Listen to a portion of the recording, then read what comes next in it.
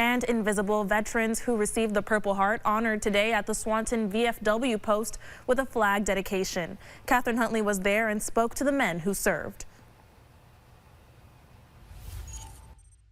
The 4th of July is about celebrating the birth of the United States of America, but that freedom has never been free. So on Independence Day, the VFW post in Swanton raised the Purple Heart flag that will continue to fly outside the post in honor and in memory of the men who are wounded or never came back at all.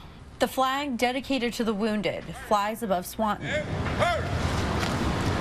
A crowd gathered at the VFW in Swanton for the ceremony, including Purple Heart recipients. Frank Bilodeau was recently wounded in an explosion in Iraq. He returned 2 weeks ago. He's honored to see the flag raised. There's a lot of things, but I think mostly it means I got to come home. Veterans recounted harrowing moments when they were wounded in Vietnam. I got hit with the first bullet. The guy next to me got shot through the neck.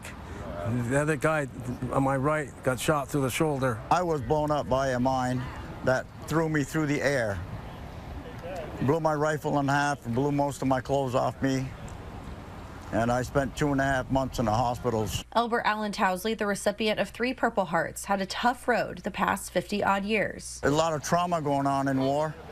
And some people can handle it and some people can't. And I just can't handle some of it. He was wounded physically and also spent 6 stints in the psych ward for PTSD after fighting for our country. He's honored to see the Purple Heart flag flying high in Swanton. And the more you keep people aware of what is going on and the sacrifice that has been made for this country, it's meaningful.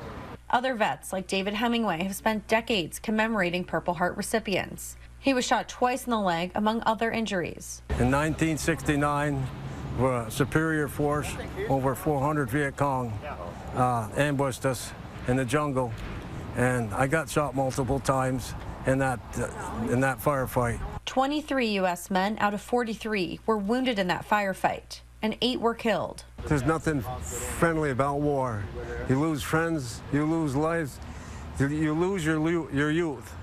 And for the people that's made it out of that alive, bless them, because it's haunts us today. Hemingway also still grapples with the trauma he saw at just 19 years old. They gave me a Purple Heart for my body wounds, but they didn't give me nothing for my mind wounds.